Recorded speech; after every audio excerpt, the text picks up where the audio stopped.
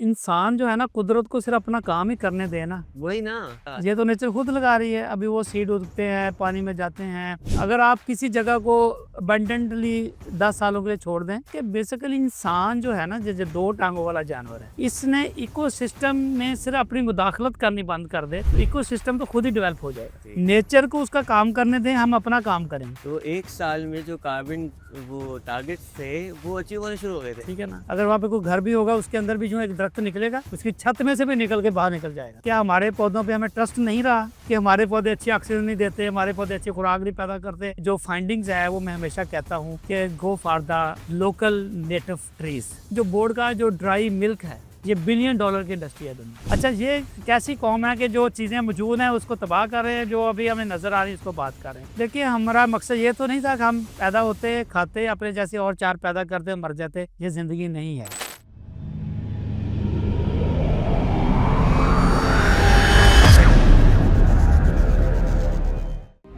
The Trillion Trees podcast hosted by Saad Al-Lawala. Join the movement. 1 trillion trees by 2030. Tune in for inspiring stories, groundbreaking ideas, and real solutions to tackle climate change. Listen to it. Watch every Saturday 4 p.m. Make an impact now. अस्सलाम वालेकुम, मेरा नाम साद अल्लाह है and आज हम हमारे Chilean tree के एक पॉडकास्ट में हैं एक बहुत ही स्पेशल गेस्ट के साथ। एक साहब जिन्होंने भी अपने आप के बारे में बता रहे थे, तो इन्होंने अपने आप को ऐसे डिस्क्राइब किया जैसे नोकिया। तो नोकिया लोगों को कनेक्ट करता है, कनेक्टिंग पीपल उनका भी स्लोगन है। आपने भी कहा, मैं भी कनेक्टिंग पीपल करता हूँ।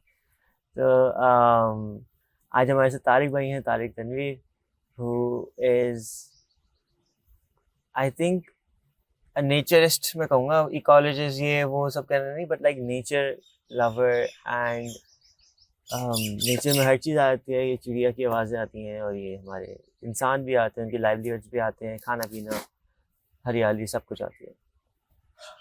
तारिक भाई ने काफ़ी काम किया है लोगों के लिए और इन्वायरमेंट के लिए। और एक तो पहले तो हम इनसे उसके बारे में सीखेंगे, कि जानेंगे क्या क्या है, बट ऑल्सो इकोलॉजिकली हम लोग जो हमारे इन्वायरमेंट है, इन्वायरमेंटली किस तरीके से हम लोग जिस सोसाइटी में इधर हैं, पाकिस्तान की सोसाइटी में है, यहाँ पे हम क्या एफर्ट्स ले सकते हैं, क्योंकि इनका एक्सपीरियंस इस इंडस्ट्री में बहुत ज़्यादा है। पहले तो तारिक भाई शुक्रिया कि आपने हमें टाइम दिया। साद भाई, आपका बेहद शुक्रिया। आप राइट वे कराची से यहाँ पे तशरीफ़ लाए, मेरे गार्डन में आए, और आज हम एक बड़ा इम्पॉर्टेंट चीज़ जो मैं समझता हूँ कि जिस पे बात होना बड़ा ज़रूरी है और जो नीड ऑफ द टाइम है, बल्कि हम इस वक्त अगर आप कहें ना तो हम आग के अंगारों पे बैठे हैं और हमें अब हाथ पाँव मारने की ज़रूरत है कि हम किसी पीस की तरफ चल पड़ें, किसी अमन की तरफ चल पड़ें, हम एक खुशगवार माशरा क्रिएट कर सकें। ये बहुत ज़रूरी है। आग वाली बात आपकी बहुत दुरुस्त है, और ये हम लोग हर साल देख रहे हैं। आई थिंक फैसलाबाद में तो मौसम और बुरा होता है कराची के मुकाबले में, गर्मी जब होती है। और जो मतलब अगर मैं बहुत छोटे एस्पेक्ट पे सोचूं, बहुत ही इमीडिएट एस्पेक्ट से, कि आपका ये गार्डन है, यहाँ पे आपको इफेक्ट्स देखे हैं क्लाइमेट चेंज के, कि जी तक दरख्त सूखने शुरू हो गए हों या इतनी हीट से कुछ ख़राब हुआ हो? सब ऑनेस्टली स्पीकिंग के मैं आपको बताऊं कि यहाँ पे तो मुझे बड़े पॉजिटिव जो है ना असरात आते हैं इसके। अब नाउ आई एम इंटरेस्टेड। अच्छा, पॉजिटिव क्या है कि अगर आप फैसलाबाद के सिटी एरिया में, मेट्रोपॉलिटन एरिया में जाएं, सपोज वहाँ पे अगर 35 टेम्परेचर है, तो जैसे ही आप मेरे गार्डन्स की हदूद में आते हैं या गार्डन्स के अंदर आते हैं, तो यहाँ पे 2-3 टेम्परेचर डिग्री का ही फ़र्क होता है। तो बात है। तो नंबर 1। दूसरा, चूँकि यहाँ पे एक क्लाइमेट इस तरह का फैक्ट बन चुका है, यहाँ पे एक इन्वायरमेंट क्रिएट हो चुकी है, पौधों के एक फ्रेंडली इन्वायरमेंट है, पौधे भी एक दूसरे को सपोर्ट करते हैं। तो जहाँ पे तो ऐसे प्लांट्स जो सिर्फ मॉडरेटेड क्लाइमेट के पौधे हैं, वो जैसे पाइन आप देख रहे हैं यहाँ पे, ये देखे सामने लगा हुआ, तो ये पाइन जो है ये मरी के क्लाइमेट का पौधा है, तो ये गर्मी में तो पॉसिबल नहीं चल सकता। लेकिन यहाँ पे क्यों ये कामयाब है? क्योंकि उसको एक एनवायरनमेंट, पौधों का एक पूरा जो है ना यहाँ पे नजर आ, इकोसिस्टम डेवलप हो चुका है। तो वो ये समझ लें कि पौधे एक दूसरे को सपोर्ट करते हैं। इसको इसी जगह से नाइट्रोजन मिल रही है, इसको धूप, हो सकता है किसी जगह पे इसको छांव भी इसके ऊपर आ रही होगी, तो इसको वो इसकी ग्रोथ में उसको फ़ायदा दे रहा है। तो अगर हम जैसे अभी आपने बात की इस पर्टिकुलर एरिया की, इसमें क्लाइमेट इफेक्ट जो है ना वो पॉजिटिव वे में है कि यहाँ पे चीज़ें खुश होती हैं, लोग आके खुश होते हैं, लोगों के चेहरे पे स्माइल आती है और पौधे यहाँ पे खुश होते हैं। तो यहाँ पे ये मैं समझता हूँ कि ये यहाँ पे सूखना तो बहुत दूर की बात, यहाँ पे जो ऐसे पौधे जो चल नहीं पाते वो भी चल रहे हैं यहाँ पे। That's very interesting and एक अलग नज़रिया है चीज़ों को देखने का जो हम लोग आजकल सुन रहे हैं उसके मुकाबले में, और इस बात को सुन के वापसी वही लगता है कि जी हर चीज़ हकीकत जो है वो एक झूठ है और हर चीज़ जो है वो है हम। तारिक भाई, आपने पाकिस्तान भर में एग्रीकल्चर में काम किया। अच्छा नहीं, सबसे बिफोर दैट आप आए कैसे इस सब में? साहब ये बेसिकली जेनेटिकली है सारा, मेरी जेनेटिक्स में है। साहब मैं बेसिकली एक किसान का बेटा हूँ। मेरे वाला साहब कोई बड़ी छोटी सी लैंड होल्डिंग रखते थे और मैंने देखा कि पाकिस्तान का जो किसान है वो अपने बच्चों की फीसें भी पूरी कर नहीं पा रहा होता है, 5-6 एकड़ जो छोटा किसान है। अगर हम इंटरनेशनली दुनिया में देखें तो वहाँ का किसान जो है ना बड़ा अमीर किसान है, वो मर्सिडीज गाड़ियाँ लेके फिर रहा होता है। तो ये बड़ा कंपैरिजन जब हम करते हैं तो एज ए किसान का बेटा जो है ना वो क्या कर सकता है, तो वो या तो फिर किसानी छोड़ दे कि वो अदर प्रोफेशन में चला जाए, या फिर वो बागी बन के उसको इस तरह से उसको अडॉप्ट करे या इस तरह की चेंजिंग लेके आए, सस्टेनेबिलिटी लेके आए, उसमें कोई हायर उसमें आइडियाज़ लेके आए ताकि वो अपनी छोटी एग्रीकल्चर को भी जो है ना हायर जो है ना इसकी प्रॉफिटेबिलिटी में लेके जा सके। तो मेरे पास दोनों रास्ते थे, या मैं किसानी छोड़ देता या फिर मैं किसानी को अदर अच्छे आइडिया पे ले जाता। तो मैंने सेकंड ऑप्शन पे गया और मैंने फिर अपने जो मेरे वाला साहब वही गन्ना, वही कपास, वही गंदम, तो वही चावल वो लगाते थे, तो मैंने फिर उसमें एक हायर आइडियाज़, उसमें वैल्यू एड स्कीम, फिर उसके अंदर एक अच्छा आइडियाज़ लेके आया। तो स्टार्ट विद वेजिटेबल ग्रोइंग, पहला मेरा स्टार्ट सब्जियां लगाने का था। सब्जियों पे मैंने शुरू करी, उसके बाद फिर मैं इसके अंदर छोटी छोटी वेजिटेबल सीडलिंग्स जो है ना शुरू करी।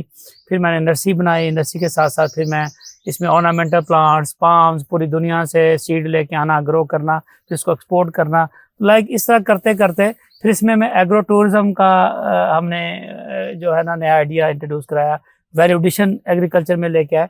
तो वो एक सफ़र जो था 15 साल के बच्चे का जो सफ़र था, आज जो मेरी 51 ईयर मेरी एज है, मेरे 36 ईयर हो गए इस काम में, तो 36 सालों में मैं एग्रीकल्चर की लैंडस्केप को मैंने चेंज कर दिया है। तो वो जो एग्रीकल्चर घाटे का सौदा समझा जाता था, आगे एग्रीकल्चर जो है ना एक एंटरप्रेन्योरशिप है। इसमें जो लोग आ रहे हैं, जो मोटिवेट हो रहे हैं, वो एक ऊपर वाले हर आइडिया के ऊपर बैठे हुए हैं।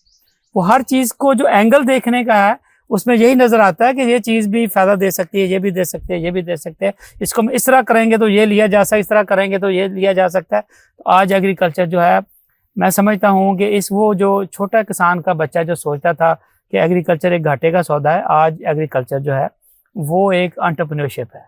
और जब हम कॉस्ट बेनिफिट एनालिसिस की बात करें तो आज का जो किसान है, 5 एकड़ का फार्मर है, they earn millions rupees in a month, I think so, in Pakistan. Yes.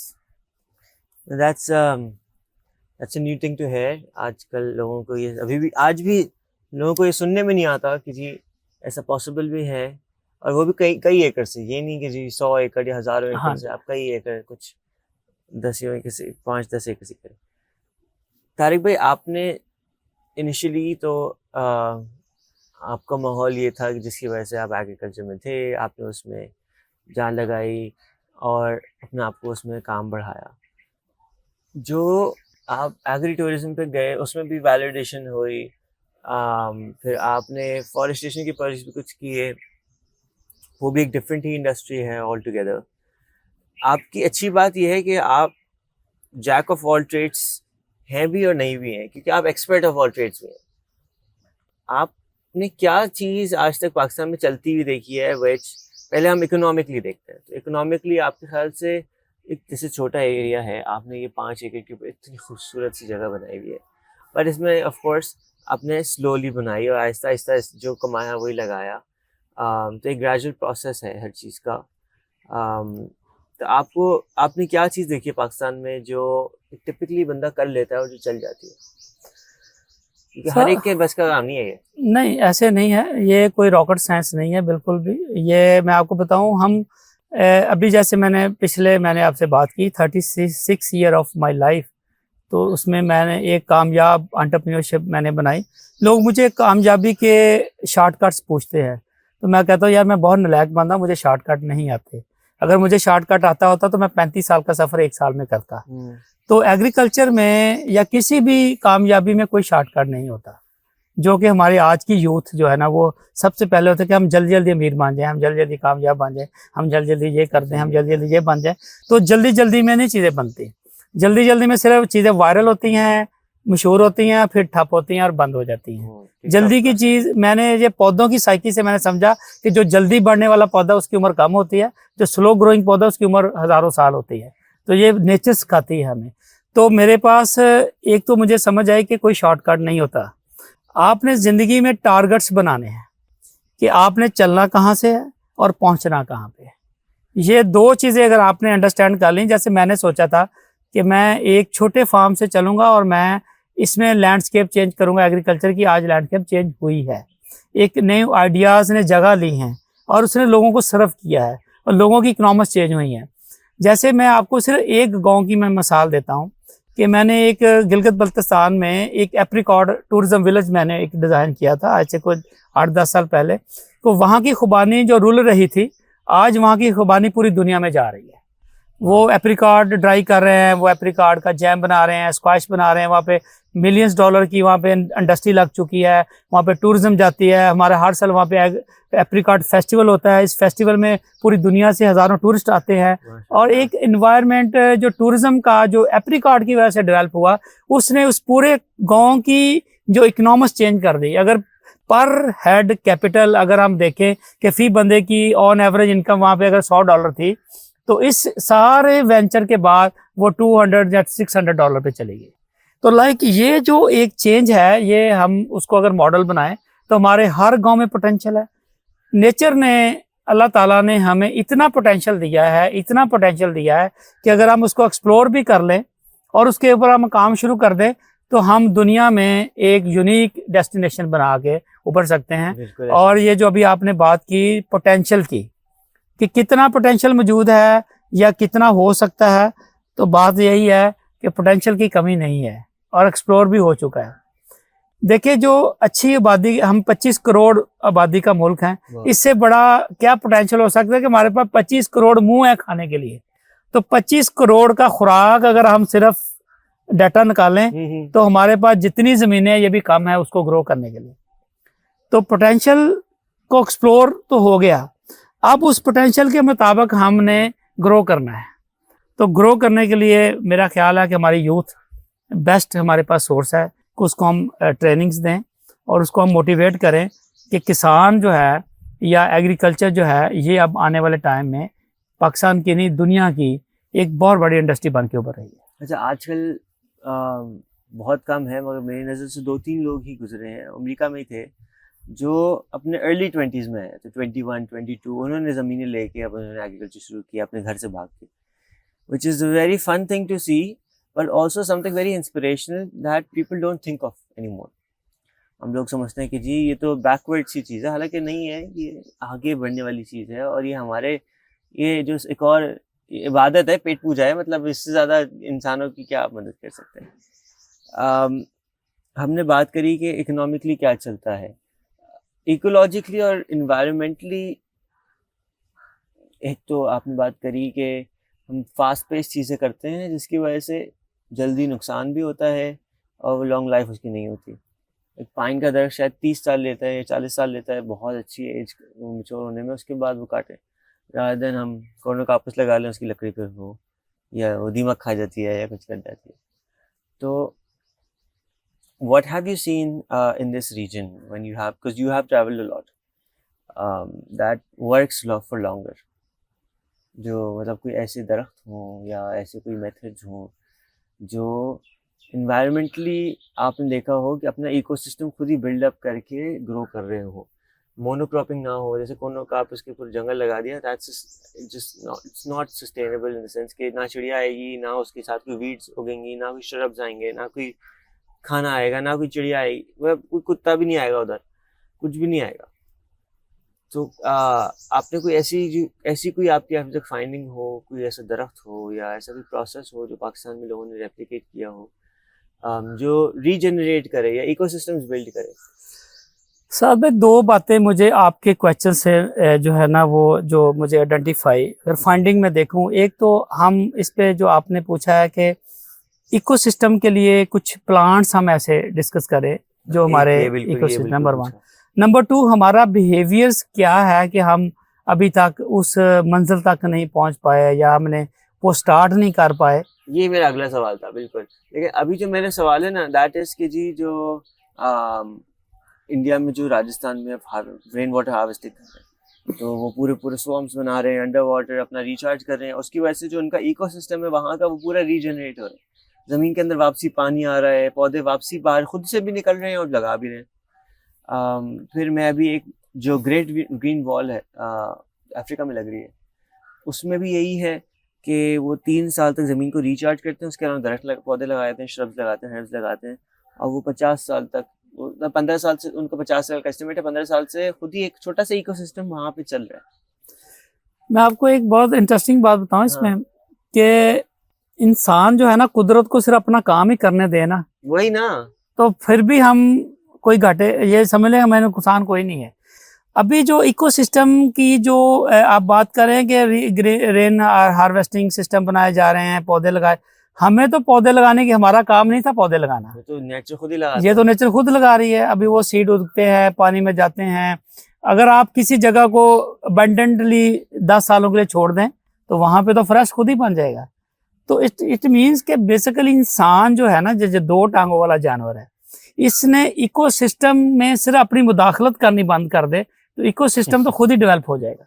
हमें कोई जरूरत नहीं है, ये हमारा काम नहीं है। नेचर को उसका काम करने दें, हम अपना काम करें। अच्छा, इसका बहुत ही अच्छी एग्जांपल ये है कि कोविड के दौरान जब सारी फैक्ट्रियां बंद हो गई थी, तो 1 साल में जो कार्बन वो टारगेट्स थे वो अचीव होने शुरू हो गए थे, ठीक है ना, क्योंकि हमने अपनी टांगे लाना बंद कर दी। अच्छा, इसकी मैं तो सीधी सी बात करता हूँ कि अगर आप किसी जगह पे 10 साल के लिए वहां पे कुछ ना करें तो वहां पे जंगल उग जाएंगे। अगर वहां पे कोई घर भी होगा, उसके अंदर भी जो एक दरख्त निकलेगा, उसकी छत में से भी निकल के बाहर निकल जाएगा। उसको किसी पानी की जरूरत नहीं है। पानी की किन चीजों को जरूरत नहीं है। अब मैं आपको थोड़ा सा पौधों की सिलेक्शन में, जो नाम नहीं मैं बताऊंगा पौधे कौन से, लेकिन क्राइटेरिया क्या है सोचने का। नेचर जो है ना, बड़ी वाइजली डिसीजन करती है, बहुत अक्लमंद है नेचर। अल्लाह ताला जो है ना, बड़े वाइजली फैसले करते हैं। वो जिस इलाके में जिस तरह के पौधे चाहिए वो खुद वहाँ पे उगाते हैं, जिस तरह के लोगों की खुराक चाहिए वहाँ पे खुद उगाती है, जिस तरह की चीज़ें उन लोगों के लिए बनाई जाती हैं वहाँ पे खुद उगाती है। तो ये तो हमारी अकल फार्म होती है ना कि हम बादाम मैदानी इलाके के लोगों को खिलाना शुरू करते हैं, जबकि वो तो चीज़ सिर्फ उनके लिए थे जहाँ पे वो उगते हैं। हमारे लिए तो वही चीज़ थी जो यहाँ पे उगती थी। तो हमारे जो नेटिव प्लांट्स हैं, जो उनको किसी बहुत बड़े किसी रॉकेट कोई हमारी केयर की जरूरत नहीं है, उसने खुद ही उगना है। हमारा बोर्ड, पिपल, वाणा जो हमारे यहाँ के देसी पौधे हैं, और वो हाईली न्यूट्रिशनल बेनिफिट्स और हमारी हाईली ऑक्सीजन प्रोड्यूसिंग प्लांट्स है। लेकिन हम क्या करते हैं, हम why we go for the aliens plants. क्या हमारे पौधों पे हमें ट्रस्ट नहीं रहा कि हमारे पौधे अच्छी ऑक्सीजन नहीं देते, हमारे पौधे अच्छी खुराक नहीं पैदा करते, हमारे पौधे जो है ना गंदी ऑक्सीजन दे रहे हैं। अगर ये सारा कुछ नहीं कर रहे तो फिर हमें सोच रहे हैं कि हमने एलियन चीजें लेके आनी है। अगर हमारी अपनी चीजें बहुत अच्छी परफॉर्म कर रही हैं तो हम क्यों ऐसे पौधे लेते हैं कि जिसकी हमें केयर भी करनी पड़ती है, जिसको पानी भी देना पड़ता है, जिसकी हमें स्प्रे भी करनी पड़ता है। तो आई थिंक सो कभी भी जब हम सिलेक्शन ऑफ प्लांट्स पे जाते हैं, वो जस्ट एक ही चीज थिंक करनी है हमने कि हमारी इस धरती का नेटिव प्लांट्स कौन से हैं, कौन से पौधे जिसको हमें पानी लगाने की जरूरत नहीं है, हमें धूप से बचाने की जरूरत नहीं है, सर्दी आएगी से उसके ऊपर ग्रीन हाउस बनाने की जरूरत नहीं है। तब हम अपनी इन्वायरमेंट के लिए वो पौधे खुद ही उगेंगे, लगाएंगे तो चल जाएंगे, चलेंगे तो फिर एक दिन आएगा जंगल बन जाएंगे, एक दिन आएगा कि वही पौधे दुनिया को भी नजर आएंगे कि हमने कुछ किया है। तो आई थिंक एक तो सिलेक्शन ऑफ प्लांट्स में मैंने जो मेरी ऑब्जर्वेशन है, जो मेरी जो फाइंडिंग्स है, वो मैं हमेशा कहता हूँ कि गो for the local native trees. उसको सिंध के और होंगे, हो सकता है केपी के और हों, कश्मीर में और हों, गिलगित बल्तिस्तान में और हों, बलूचिस्तान के और हों, पंजाब के दरियाओं के जो डेल्टे हैं इसके ऊपर हमारे कोई और प्लांट्स हों। और यहाँ पे आप देखिए किकर, टाली, ये सारी खुदरो चीजें, बोर्ड यहाँ पे खुदरो है। अच्छा, अब बात ये है कि हमें पता नहीं है कि हमारे उन पौधों से निकलना क्या है, ये अब हमने फाइंडिंग करनी है। मैं आपको बताऊं कि बोर्ड का जो दरख्त है ये हमारा यहाँ का नेटिव पौधा है। अब आपको मैं बताऊं कि जो बोर्ड का जो ड्राई मिल्क है, ये $1 बिलियन की इंडस्ट्री है दुनिया की। सिर्फ क्या करना है, उसके पत्तों में से हमने, तनों में से हमने बोर्ड का दरख्त, उसका दूध निकालना है, उसके मिल्क को ड्राई करना है, ड्राई करके हमने 10 ग्राम्स की पैकिंग करनी है। दुनिया में उसकी जो कीमत है वो $100 है। तो अब हम क्या करें कि अपने नेटिव जो उसकी जो इसकी रूट्स होती हैं, एरियल रूट्स, उसको ड्राई करके बेचें, उसके पत्तों का दूध बेचें, और ये सारे इसी तरह हमारी बहुत सी और प्रोडक्ट। मैं एक आपको एग्जांपल दे रहा हूँ कि हम जो है ना सिर्फ दरख्त लगाएं, बल्कि दरख्त की बहुत सी हाई वैल्यू चीज़ें भी उनसे बनाएं। इससे नई इंडस्ट्री डेवलप होगी, बच्चों में एक पैसे कमाने की वो भी चीज़ें इसमें से आ जाएंगी, और हमारी इन्वायरमेंट भी जो बेहतर हो जाएगी। ये बेहतरीन है। क्या आप ग्लोबल वार्मिंग को मानते हैं? देखिए, इंसान की जो कारकर्दगी जो हमने कारस्तानी की है, इसका लफ्ज़ अगर मैं कोई बहुत बुरा लफ्ज़ ना बोलूँ, ये समझ लें कि जो हमारी नेगेटिविटी जो हमने अपनी घर बनाने के लिए, हमने अपने आशियाने बनाने के लिए, पता नहीं क्या कुछ करने के लिए हमने जो हाल किया इस प्लैनेट का, और उसका जो नेगेटिव इम्पैक्ट तो आना ही है। जब आप इकोसिस्टम को तबाह करेंगे तो नेचर आपको उठा के बाहर फेंक देगी और वो अपने आप को दुरुस्त कर लेगी। ये तो नेचर का कानून है। तो इसलिए ना माने, मैं कौन होता ना मानने वाला। नहीं। And what in your eyes is the best solution for climate change? Number 1 तो ये है कि नेचर को अपना काम करने दें। कैसे करने दें? है इतने निकम्मे। देखिए, नहीं, उसके लिए तो कुछ नहीं करना ना, उसके रोड़े अटकाने के लिए तो हमें कुछ करना पड़ेगा, उसको अपना काम करने के लिए कुछ नहीं कर। जैसे सपोज मैं आपको कहूँ कि हमने हाउसिंग सोसाइटीज़ बनाने के लिए हमने अपनी बेहतरीन जंगल, बेहतरीन फ्रूट्स, बेहतरीन फसलें हमने तबाह कर दी। अब हम वो कौम है कि आज हम अपनी बेहतरीन जो डेल्टा था, सिंध का जो हमारा इंडस हमारा जो डेल्टा है, दुनिया का नीलम, और जो दूसरा ये हमारे पास जो दुनिया के 2 बेस्टरीन डेल्टा है कि हमारे शुमाल से दरिया निकलते हैं और जनूब में जाके समुद्र में गिरते हैं। इसमें कोई 14-15-100 किलोमीटर का एरिया और कोई 4-5 हज़ार किलोमीटर की चौड़ाई में फैला हुआ ये एक डेल्टा है, जो बेहतरीन पहाड़ों की ज़मीनों की मट्टी ला के बिछाई, और वहाँ पे दुनिया की बेस्ट जो है ना वहाँ पे फसलें, दरख्त होते हैं, और वहाँ पे हमने हाउसिंग सोसाइटी बना दी। और आज हम सोच रहे हैं कि हम अपने हम नखलस्तान आबाद करेंगे, वहाँ पे जाके नई फसलें लगाएंगे वहाँ पे। तो अच्छा, ये कैसी कौम है कि जो चीज़ें मौजूद हैं उसको तबाह कर रहे हैं, जो अभी हमें नज़र आ रही है उसको बात कर रहे हैं। तो क्यों ना आबादियाँ वहाँ पे बना दी जाती और यहाँ पे हम अपना जो है ना वो जिस तरह हम सिस्टम था उसको वैसे रहने दिए। ये तो एक चले अब हो गया ना, सिस्टम तबाह हो गया, दरख्त ख़त्म हो गए। अब देखना क्या कि हम कैसे करें। देखिए, बात बहुत सादा सी है कि हमारे पास पहाड़, हमारे जो जब हम जाते हैं हमारे पूरे दरिया खाली हैं, हमारी सड़कें खाली हैं, हमारे खेलों के मैदान खाली हैं, हमारी रेलवे लाइंस खाली हैं, हमारे स्कूलों की जो बड़ी बड़ी ग्राउंड्स खाली हैं, तो जितनी झीलें हैं उसके इर्द गिर्द सारी ज़मीनें खाली हैं। तो जिस तरह हम कहते हैं कि एनवायरनमेंट फ्रेंडली, हमारे दिमाग में पौधा, सबसे पहले तो हमारे दिमाग में पौधा लगना चाहिए कि अब अगर हमने दुनिया को इंस्पायर करना है, अगर हमने अपनी लाइफ को वैल्यूएबल करना है। देखिए, हमारा मकसद ये तो नहीं था कि हम पैदा होते, खाते, अपने जैसे और 4 पैदा करते, मर जाते। ये जिंदगी नहीं है। जिंदगी काज का नाम है कि आप इस प्लेनेट पे आए, इस प्लेनेट की ऑक्सीजन ली, लोगों की पैदा की हुई आपने सब्जियां फ्रूट खाए, और एक नन्हे से लोथड़े को आपने एक जवान मर्द में या औरत में कन्वर्ट कर दिया। आपने जो जो लिया है इस प्लेनेट से, तो उसके इन्हें वापस किसने करना था? तो हमने वापस करना है। ये हमारी जिम्मेदारी है, ये हमारी रिस्पॉन्सिबिलिटी है, ये हमारे ऊपर फर्ज है कि हमने जो लिया है हमने देना है। ये नहीं है कि हमने खाए, अगर आप भी खा के चले जाएंगे, मैं भी खा के चला जाऊंगा, तो कन्वर्ट कौन करेगा, कंट्रीब्यूट कौन करेगा? तो कंट्रीब्यूट करने का बेस्ट वे यही है कि आप अपनी जिम्मेदारी निभा के जाएं, मैं अपनी जिम्मेदारी, मैं अपने हिस्से के अपने काम करके जाऊं। तो मेरा ख्याल है कि हर बंदा, हम 25 करोड़ आबादी का मुल्क है, इसमें सिर्फ 1 करोड़ बंदा सिर्फ अगर ऐसा निकल आए कि हमने एक सड़क को, एक किलोमीटर को, एक एरिया को अगर हमने अडॉप्ट करना है और उसको अडॉप्ट करके हमने ग्रीन करना है, तो ये कोई इतना बड़ा टारगेट नहीं है। तो ये अगर काम हम कर ले तो मेरा ख्याल है कि हम बड़े आराम से ना सिर्फ हम दुनिया को इंस्पायर कर सकते हैं, बल्कि हम एक हेल्दी सेहतमंद माशरे की बुनियाद भी रख सकते हैं सारी। जो चिलियन चीज़ पे हमारी विजन है वो भी कुछ सिमिलर है, जो लार्ज पर्स की है, जिसमें हम लोग एसेंशियली कर ये रहे हैं कि जो बड़ी ऑर्गेनाइजेशन है जो $7.5 बिलियन से $7.5 अरब से ज़्यादा पैसे कमाती हैं सालाना, फॉर्च्यून 500 खिलाती हैं, उनसे हम कोशिश कर रहे हैं कि पार्टनरशिप्स करें और उनसे कमिट करवाएं कि जी आपने जितना डैमेज किया है उसको कॉम्पनसेट करें by investing into nature again. But ऐसे बिजनेसेस ना हो जो सिर्फ दरख्त लगा के छोड़ दिए, बट ऐसे हों जो एक्चुअली सस्टेनेबिलिटी के ऊपर काम करते हो। हमारे पाकिस्तान में 250 मिलियन इंसान ज़रूर हैं, मगर 90 मिलियन गाय और भैंसें हैं, और उस 90 मिलियन गाय और भैंसों में इतना पोटेंशियल है कि जितना हम आज LPG और नेचुरल गैस इंपोर्ट करते हैं वो हम सब रिवर्स कर सकें। हम सब अपना नेचुरल प्रोड्यूस जितना बायोगैस का पोटेंशियल है पाकिस्तान में, आई डोंट थिंक कि और मतलब इंडिया से हट के और कोई मुल्क नहीं है जिसमें इतना है, और इस्तेमाल भी है हमारे पास, सबसे अच्छी बात ये है।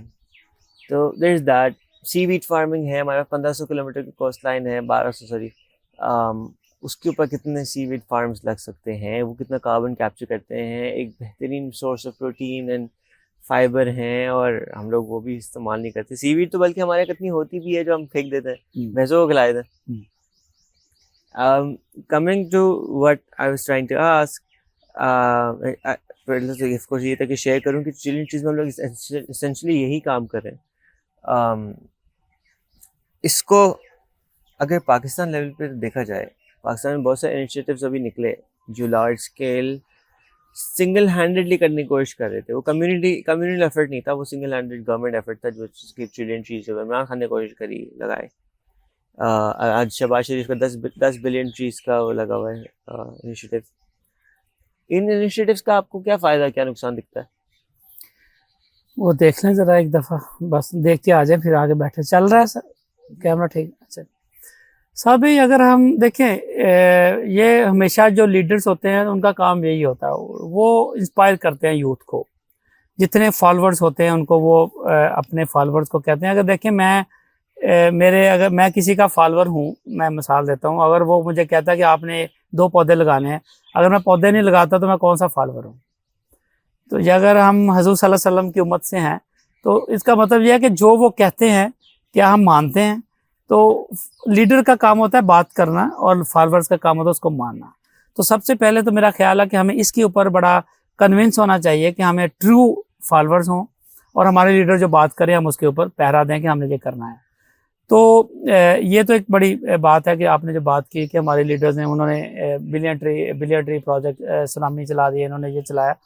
तो इसका जो लेकिन ये देखने में यही आता है कि वो जो उसका जो इम्पैक्ट होना था वो नहीं आया अभी तक ना। जितने पौधे लगने थे, कहाँ पे लगे, किस तरह हुआ, तो ये लगने चाहिए थे ना। तो इंडिविजुअली बात वही है कि आज भी हमारी सड़कें उसी तरह खाली है, आज भी मैदान उसी तरह खाली है, आज भी ट्रेनों के ट्रैक्स उसी तरह खाली है, आज भी सड़कें उसी तरह खाली है। तो मेरा ख्याल है कि इस पे अभी तो बहुत काम होना बाकी है। इसके ऊपर जो भी आप बात कर रहे हैं, काम बहुत होना बाकी है इसके ऊपर। हमें कराची के साथ ना 3 डिस्ट्रिक्ट्स हैं, खट्टा, सुजावल, बदीन। तीनों मिलकर तकरीबन 45,000 स्क्वायर किलोमीटर बनते हैं। और अगर 10 बाय 10 तो नहीं, 6 बाय 6 फुट की स्पेसिंग से भी बंदा दरख्त लगा ले, इकोसिस्टम लगा ले, इस एरिया में तकरीबन 10 से 15 बिलियन दरख्त लगा सकते हैं। ये तो छोटे से 3 डिस्ट्रिक्ट्स हैं हमारे पास, तो बहुत बड़ा है। बट इनकी अच्छी बात यह है कि इंडस डेल्टा है, नीचे से रेन फॉरेस्ट है, तो खड्डा करो पानी निकल आता है। हालेजी लेक पे हमारी ज़मीन हम 10 फुट खड्डा करते हैं, 5 से 6 फुट पानी निकल आता है, फ्रेश वाटर, मीठा। हम तो घर में वॉशरूम में खाना चाय बनाने के लिए वही इस्तेमाल करते हैं। तो एक बहुत ही मज़े का मुल्क है ये। मैं तकरीबन 25 मुल्क हो गए मेरे जो मैंने घूमे हैं, आधे साल मेरा बाहर ही गुजरता है कहीं ना कहीं। इतनी अपॉर्चुनिटीज़ वाला मुल्क कभी नहीं मिला। ऐसे और एग्रीड है आपकी इस बात से ना। और मैं ये नहीं कहूँगा कि हम सबसे निकम्मा मुल्क भी है, निकम्मे भी हैं, हमसे ज़्यादा निकम्मे मुल्क हैं, हमसे ज़्यादा सुस्त लोग भी हैं।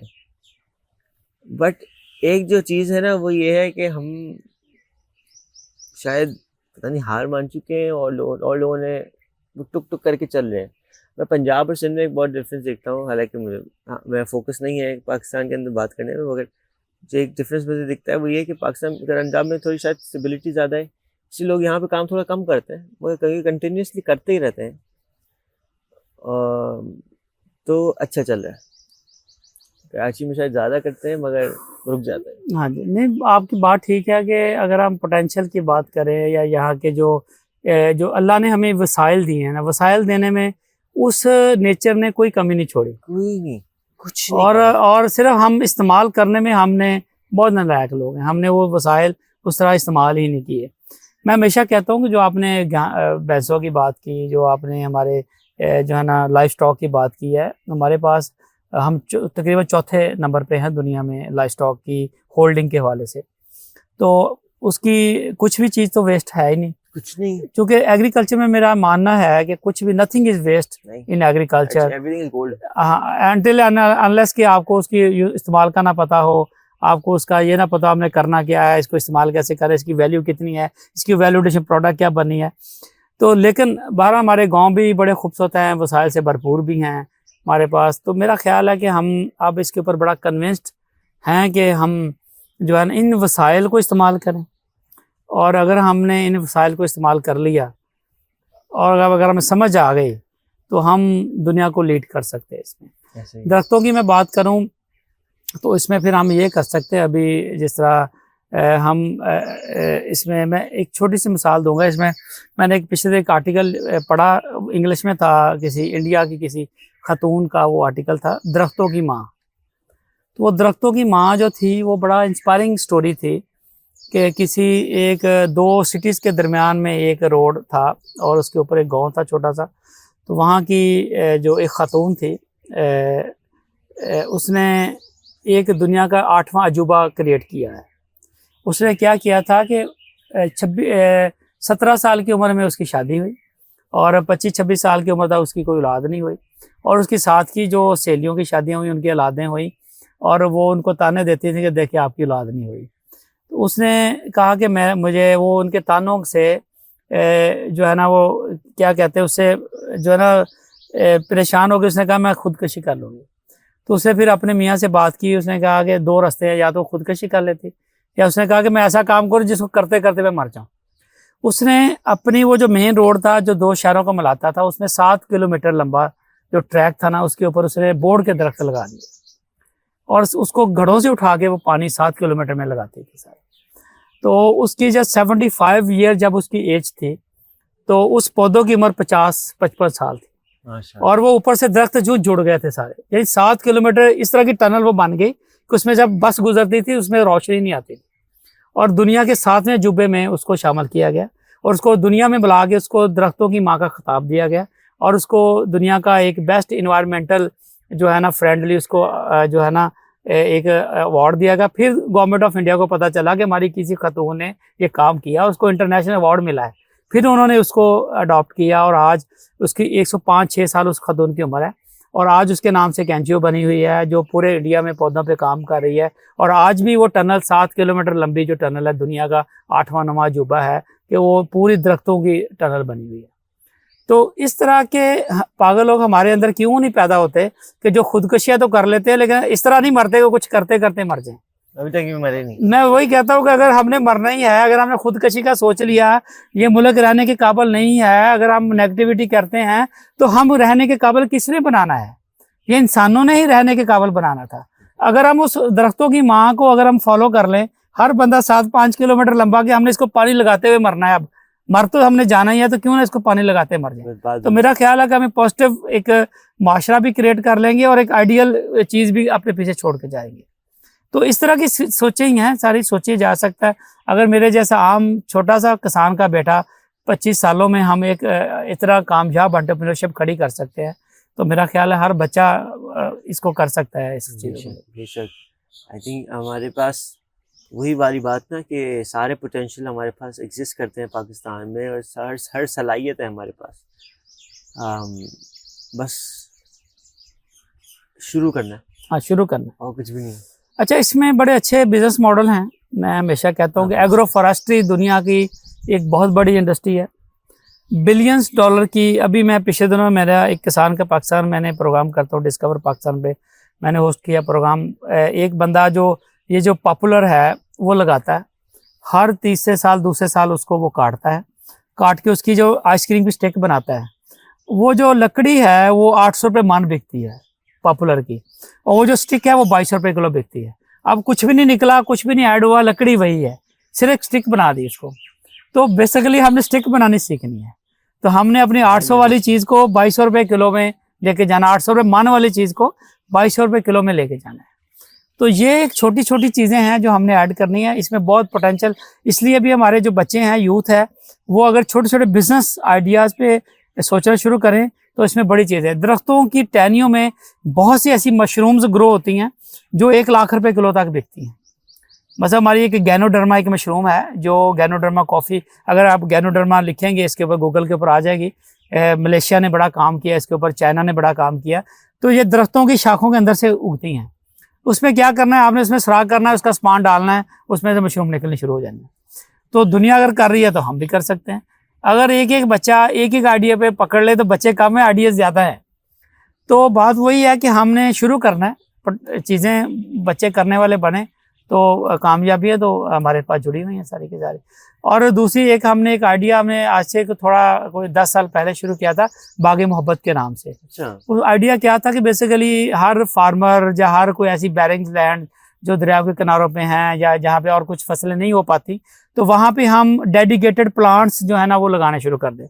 जैसे आप मेरे गार्डन में आए हैं तो ये एक बागे मोहब्बत है। मैं कहूँगा कि आप अपनी अम्मा के नाम का, अपने अब्बा के नाम का, या अपने किसी बिलफ्स के नाम का, या फिर किसी के नाम का भी एक पौधा लगा दें।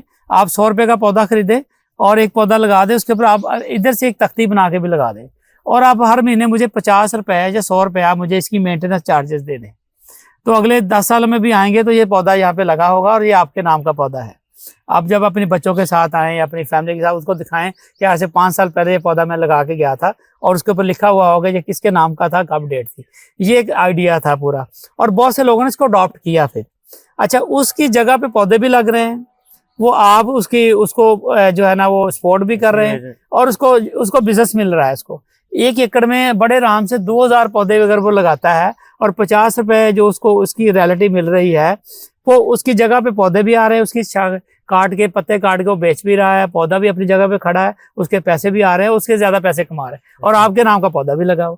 तो ये एक छोटे छोटे आइडियाज हैं बेसिकली कि किस तरह हमारे आज के जो बच्चे हैं इस तरह के काम कर सकते। अगर हम हर शहर में 50 एकड़ में आप अपनी जगह पे बागे मोहब्बत बना दें, लोग डेडिकेटेड पौधे लगाने शुरू हो जाए, तो आपका तो खर्चा 0 है, उसके ऊपर इनको भी आने शुरू हो जाए। फिर इसमें फॉरेस्ट एडवेंचर छोटे छोटे बिजनेस आप करें, उसको टूरिज्म में ले जाएं। उसमें जैसे अभी आपने देखा जो वॉक पे बने दरख्तों के अंदर बने हुए हैं, यहाँ पे कोई रेस्टोरेंट बना दिया जाए, जंगल फॉरेस्ट रेस्टोरेंट बना हुआ है, वहाँ पे लोग खाएं चीज़ें, हेल्दी चीज़ें खाने के लिए आ जाएं। दरख्तों से पत्ते कावे बहुत से बन रहे हैं, इसकी शाखें बहुत से, आयुर्वेदिक इसके इस्तेमालात बहुत ज़्यादा है। अगर आपको पौधों के आयुर्वेदिक इस्तेमाल का पता चल जाए कि इसके जो हमारी बॉडी में खाने के कितने फ़ायदे हो सकते हैं, कितनी ताकत आ सकती है, आप इसके पत्ते, इसकी जड़ें, इसका फल, हर चीज़ को ड्राई करके भी आप इससे पैसा कमा सकते हैं।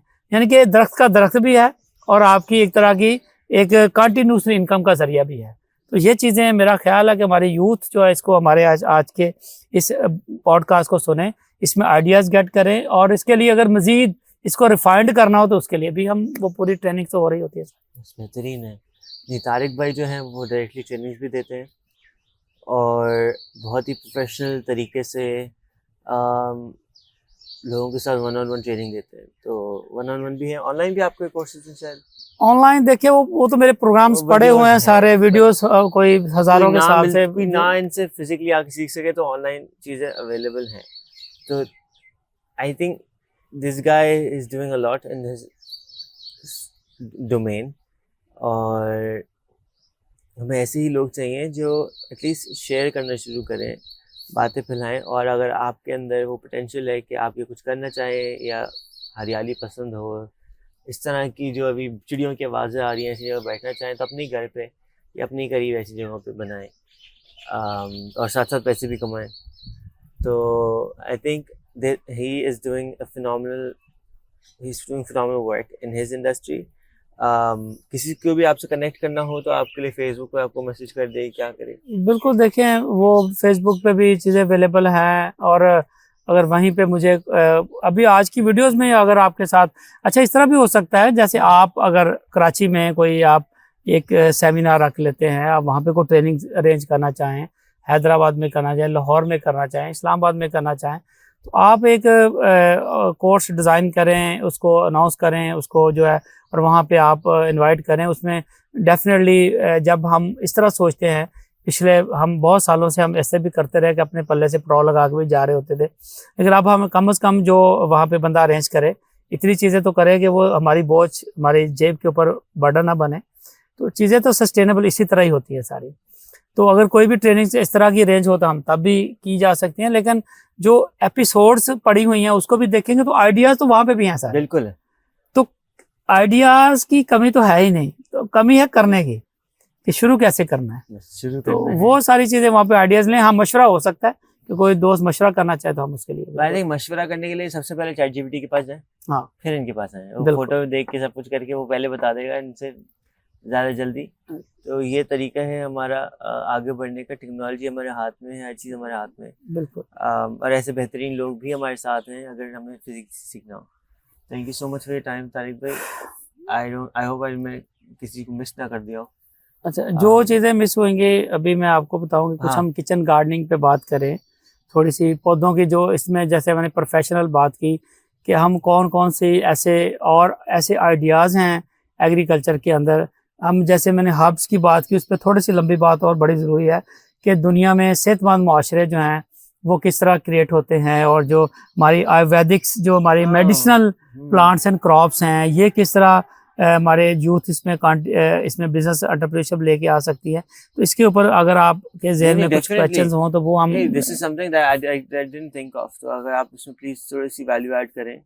जो अभी आपने आखिरी वाली बात करी कि जो हमारी रूट्स हैं उससे क्या क्या मेडिसिन बन रही हैं, and youth actually getting engaged into this, वो किस तरह काम करेगा? देखिए, अभी अगर हम बात करें ना अपने, ये एक गार्डन्स है ना, ये गार्डन्स तो बन गया, अगर हर बंदा बना लेगा। अब इसके इस्तेमालात हैं, तो आप इसके इस्तेमालात कैसे कैसे सोचते हैं। तो दुनिया में हमेशा होता है कि मल्टी यूज़र जो है ना किसी भी प्रोजेक्ट के निकाले जाते हैं। हम ये नहीं है कि अगर हमने एग्रीकल्चर लैंड, अगर हमने फसलें उगा ली हैं तो फसलें बेच के ही हमने पैसे कमाने हैं। तो फसलें दिखा के भी तो पैसे कमा सकते हैं ना।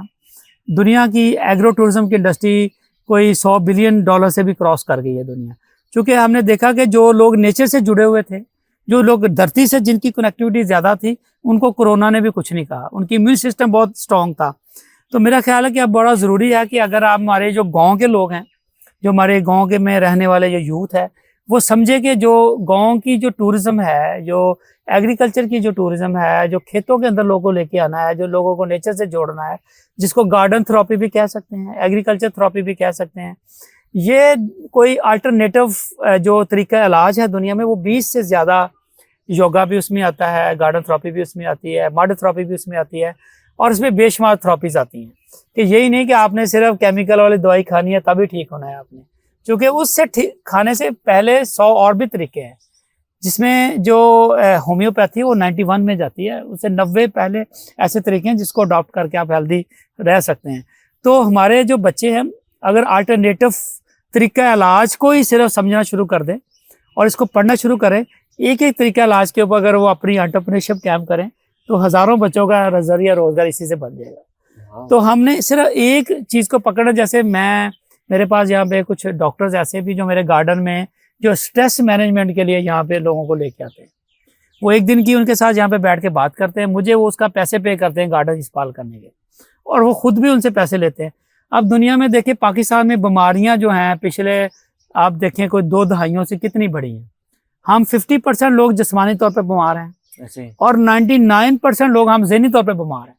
हर बंदा बीमार है, किसी को ज़हनी तौर पे बीमार है, कोई जिस्मानी तौर पे बीमार है। अगर हम एज ए एंटरप्रेन्योर अगर ये हम देखें कि हमने लोगों को कैसे सेहतमंद रखना है, इसमें बहुत सी कहवे हैं, बहुत सी फूड्स हैं, बहुत सी हमारी जो है ना, इवन जो हमारी ये जो फार्म फ्रेश फीलिंग्स की जो ऑक्सीजन है, ये भी एक तरह की थेरेपी है।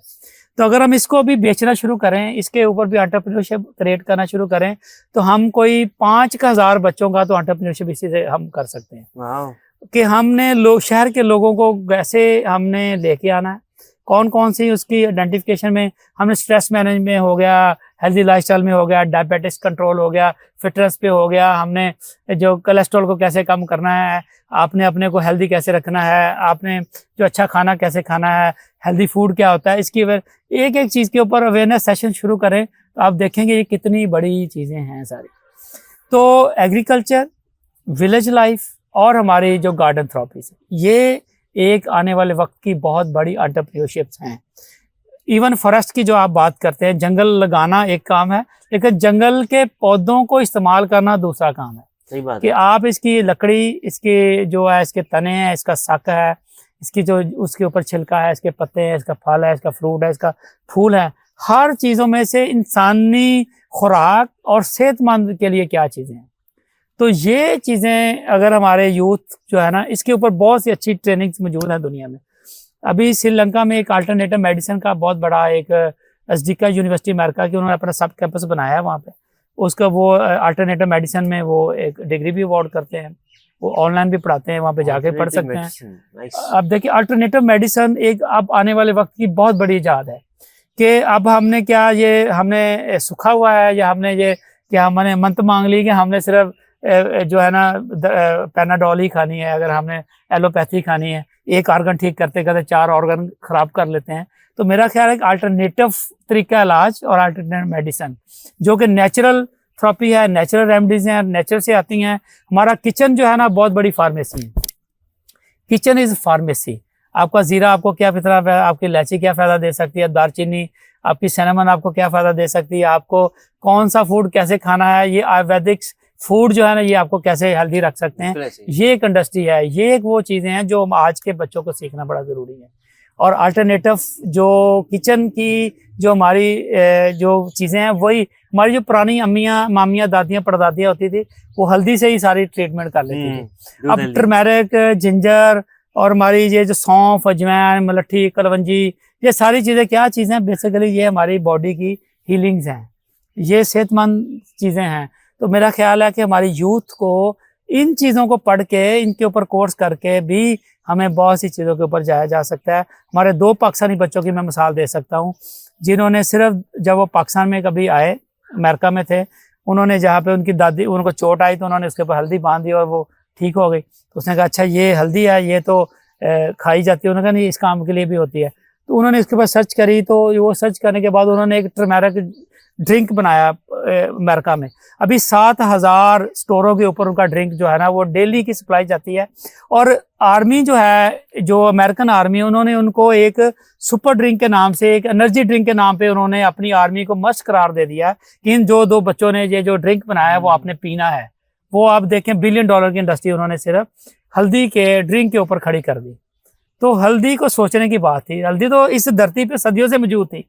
उन 2 बच्चों ने क्या किया, उस हल्दी को एक नए तरीके से सोचा, उसका ड्रिंक बना दिया। आज उनका ड्रिंक आज भी पढ़ ले, गूगल पे सर्च कर ले, आपको दोनों भाई भी नजर आ जाएंगे और 7,000 स्टोरों की सप्लाई चेन भी आपको नजर आ जाएगी। और अमेरिकन आर्मी जो है उनका उसी ड्रिंक को एनर्जी ड्रिंक के तौर पर ले रही है।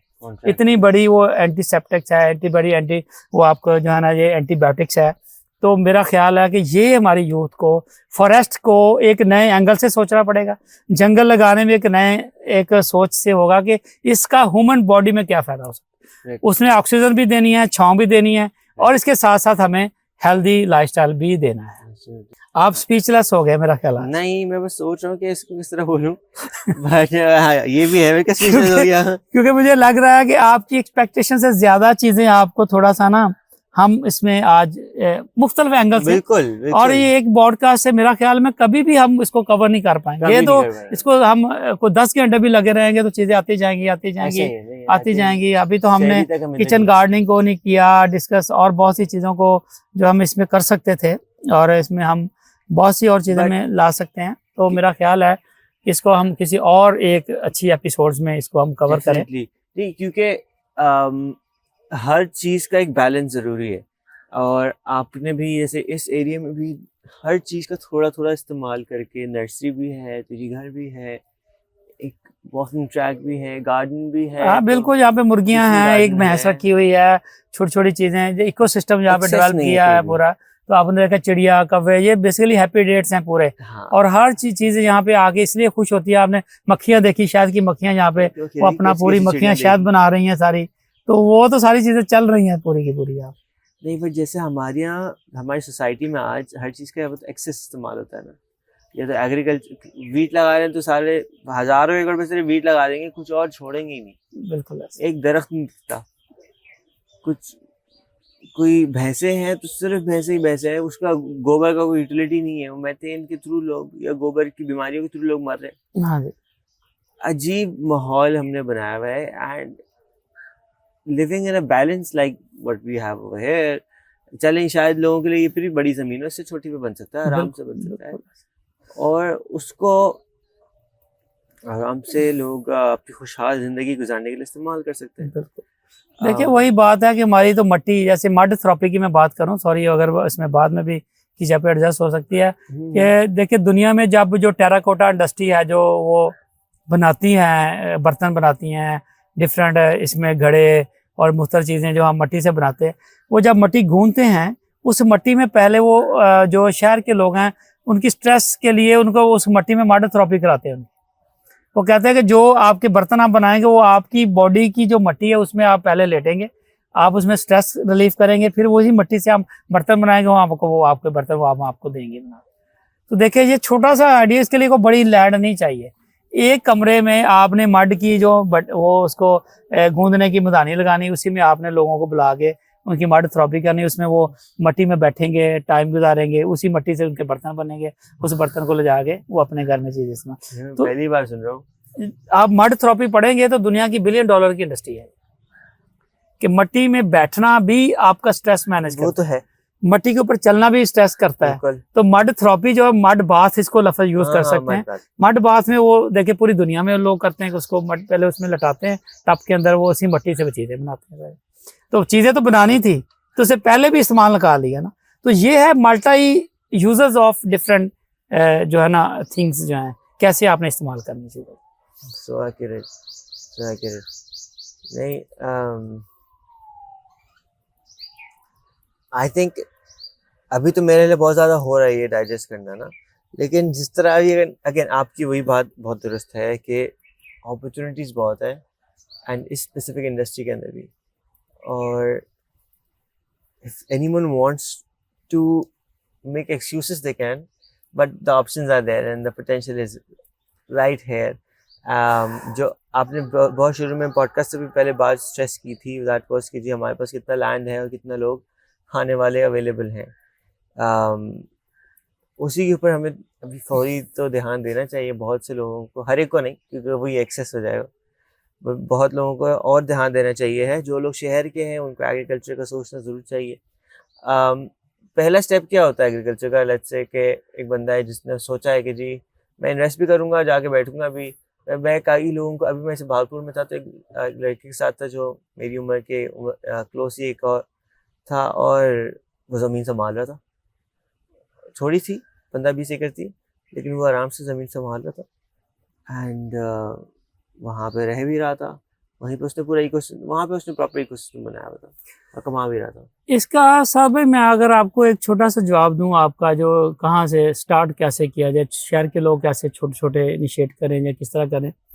आपने मिसाके मदीना का नाम सुना? जब हुज़ूर सल्लल्लाहु अलैहि वसल्लम ने जब मक्का से लोग मदीना आए तो उन्होंने क्या, एक बंदा मक्का का और एक मदीना का, उन्होंने आपस में कहा कि आप भाई बन जाए दोनों आपस में।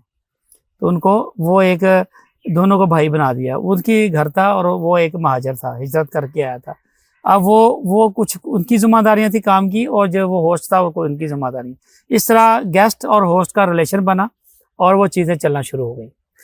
तो मैं हमेशा कहता हूँ कि जो शहर के लोग हैं जो कि इन्वेस्ट कर सकते हैं, और गांव के लोग हैं जिनके पास इन्वेस्टमेंट नहीं है, जिनके पास लैंड है, तो वो एक बंदा शहर का और एक बंदा गांव का आपस में भाई भाई बन जाए, वही मिसाके मदीना वाला मुआहदा आपस में कर ले कि शहर के लोग जो है ना उसका काम है कि वहां पे बैठ के पैसा कमाना, और गांव के लोग बच्चे का काम है उसके लिए फूड ग्रो करना। तो वो आपस में वो दोनों कंट्रीब्यूट करें, वो अपनी जिम्मेदारियां निभाए, वो अपनी जिम्मेदारियां निभाए। और मेरा ख्याल है कि इससे इसको हम एक एग्री क्लब का भी कह सकते हैं एक गांव की जिम्मेदार जो है शहर के 5 लोगों का एक क्लब बनाएगा और उसमें वो फूड इन 5 घरों के लिए ग्रो करेगा। बस वो सब्जियां उनकी ग्रो करेगा, फ्रूट उनका ग्रो करेगा, उनके लिए गेहूं ग्रो करेगा, उनके लिए जो है ना वो दूध भी उनका, मछलियां, दूध, अंडे, सारी चीजें वो उनके लिए ग्रो करेगा। वो सारे उसके सारे खर्चे, सारी चीजें उसकी जिम्मेदारी होंगी सारी। तो मेरा ख्याल इससे विन विन सिचुएशन दोनों के लिए, उनके लिए हेल्दी फूड, सेहतमंद फूड उनके लिए हो जाएगा और उनको इनको कोई परवाह नहीं है कि मुझे पैसा कहाँ से आना है या मैंने मंडी भी जाना है, जो चीज़ें करनी है। तो ये एक दोनों का एक आपस में मिसाक मदीना वाला मुआहदा होगा दोनों का। तो ये अल्लाह ताला ने देखे हुज़ूर सल्लल्लाहु अलैहि वसल्लम के दौर में भी ये किया, आज भी वही करना पड़ेगा कि हमारे गाँव के लोगों को जब वो उगा लेते हैं बिकती नहीं है, अगर वो उन्हें पता नहीं है उगाना क्या है, वो एक चीज़ है। तो शहर के लोग गाँव के लोगों का हाथ पकड़े, आपस में ब्रिजिंग का काम करें। तो मेरा ख्याल है कि अगर किसी के पास 100 एकड़ है तो 5-5 एकड़ के वो शहर के लोग, हमारे जो खेत होते हैं ये भी फूड फैक्ट्री हैं। मैं हमेशा कहता हूँ फूड फैक्ट्रीज हैं। आपने 70% जो मेरे, अगर मेरा जो मैंने खाना है वो मेरी ज़मीन से निकल रहा है, मेरे अपने फार्म्स की मैं प्रोड्यूस कर रहा हूँ, तो मुझे सिर्फ कपड़े चाहिए ना बाहर से, या नमक चाहिए, जो नमक मैं खुद नहीं पैदा कर सकता, कपड़े मैं खुद नहीं बना सकता, लेकिन बाकी तो सारा कुछ मैं कर सकता हूँ।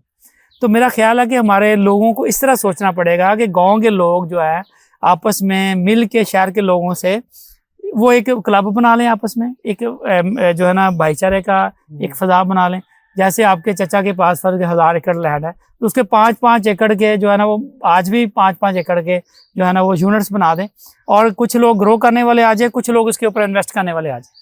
मैं इन्वेस्ट करने वाले लोगों भी मिला सकता हूँ और जो वहाँ पे काम करने वाले लोग हैं जिनके पास कोई जरिया रोजगार नहीं, उनको भी आपके साथ जोड़ सकता हूँ। तो क्या करेंगे, वो ग्रो करने वाला ग्रो करेगा और वो जो यूजर्स है, जो इस्तेमाल कुनिंदा है, वो वहाँ पे आगे वो सिर्फ पैसा इंजेक्ट करेगा और वहाँ पे अपनी चीज़ें लेके जाएगा। तो ये चीज़ें इस तरह छोटी छोटी चीज़ें हैं जो ये प्रैक्टिकल चीज़ें हैं। ये मैं बिल्कुल नहीं कहता कि ये चीज़ें जो है ना हो नहीं रही या हो नहीं सकती। हमने रेंट अ किचन गार्डन का आइडिया पिछले 4 साल पहले हमने लॉन्च किया था। उसमें हमने 5-5 मरले के 10-10 मरले के ना किचन गार्डन हमने बनाए। तो हमने शहर के लोगों का इसको आगे आप रेंट कर लें, हम सब्जियां लगाएंगे, इसकी लुक आफ्टर करेंगे, इसको मेंटेन करेंगे, आपने इसका किराया देना है और सब्जियां आपकी होंगी सारी। बिल्कुल। और वो बड़ा सक्सेसफुल हुआ और लोग वहाँ पे शहर में क्या आते थे, हम अपने सब्जियों के बाग में जा रहे हैं और ना उनकी जमीन थी, ना उन्होंने वहाँ पे कोई काम करा, सिर्फ वो रेंट पे करते थे उसका। तो उसके ऊपर हम टैग लगा दिया कि ये जैद का है, ये बकर का है, ये चौधरी मुस्तफ़ा साहब का है, ये फलां का है, ये फलां का, उसके ऊपर टैग लगा होता है कि किसका किचन गार्डन है। तो मेरा ख्याल है कराची की सराउंडिंग में अगर किसी पर 100 एकड़ हो तो अगर वो 1-1 एकड़ का इस तरह का अपना गार्डन बना दे तो उसमें सब्जियां भी हो, फ्रूट भी हो, सब कुछ, तो शहर के लोग क्यों नहीं आएंगे 1 एकड़ रेंट पे लेने के लिए, या उस जहाँ पे उनकी सब्जियां भी जा रही हैं, एक भैंस भी वहाँ पे है, जो एक्सेसिव वहाँ पे सब्जियां वहीं पे बेच दी जाएं, जो बाकी उनकी जरूरत है वो वहाँ पे चले जाए। तो ये हमने ये जो बातें हवाई बातें नहीं हो रही, ये प्रैक्टिकल भी की है। It's very amazing. It's really commendable कि आपने इतना सारा काम किया और पहली बात तो शुक्रिया, अभी तक लगे हुए हैं, इसकी बड़ी बहुत मेहरबानी। एंड आई रियली होप कि आप भी लगे रहें। पहले तो बहुत शुक्रिया तारिक भाई कि आपने इतना सब कुछ किया एंड करे जा रहे हैं, रुक नहीं रहे। हम आप इतने सारे लोग आपसे जुड़े हुए हैं और लोग आहिस्ता आहिस्ता जुड़ रहे हैं, हम भी आपके साथ हैं। आई थिंक ट्रिलियन ट्रीज के साथ भी अगर मैं आपको ऑलरेडी पहले इसमें तंग बल्कि कर भी चुका हूँ, तो आपको तो मैं करता रहूँगा, बट आपको और भी कोई ऐसा बंदा दिखे जो सस्टेन कार्बन ऑफसेट पे फोकस करके, एग्रीकल्चर पे नहीं, ऐसी चीज़ हो जिससे हम कार्बन ऑफसेट कर रहे हैं, क्योंकि दरख्त लगा के काटने वाला मॉडल नहीं, सिर्फ दरख्त लगा के छोड़ देने वाले मॉडल पे या बायोगैस के लिए। तो ऐसे कोई और लोग भी हों जो बिजनेस वाला काम शुरू करना चाह रहे हो, तो उनके लिए भी हमारे पास इन्वेस्टमेंट्स है। बिल्कुल। तो आपको लगता है कि कोई एक कंपनी है जो 10,000 प्लांट्स लगा के चला सकती है, तो उसके लिए हम इन्वेस्टमेंट ला के दे सकते हैं। बिल्कुल। तो एक ये चीज़ है जो मैं चाहता हूँ कि आप तक भी पहुँचाएँ और लोगों तक भी पहुँचाएँ जो देख रहे हैं। एंड इस चीज़ को फौरी करना है कि जी क्लाइमेट चेंज जो हमने दुनिया का रेट लगा दी है, सत्यानाश कर दिया है, इसको हम लोग अब सही करें। ठीक भी हमने करना है। ठीक भी हमने करना है। Thank you so much for your time and thank you for hosting. I hope कि और लोग भी जो देख रहे हैं वो यहाँ ज़रूर आएँ और यहाँ पे आके कैफ़े, अभी आप कह रहे हैं कैफ़े खोलने लगे? कैफ़े हैं वहाँ पे, सारी जो है ना आपने देखा यहाँ पे फोटो शूट्स हो रहे होते हैं, यहाँ पे सारी चीज़ें। तो शादी का शूट इधर ही करना है मतलब मैंने? बिल्कुल करें, डन, मोस्ट वेलकम। अब बेगम ढूंढ लेते हैं बस। हाँ। वो रह गया। But thank you so much Tariq भाई। थैंक यू सर, बहुत शुक्रिया।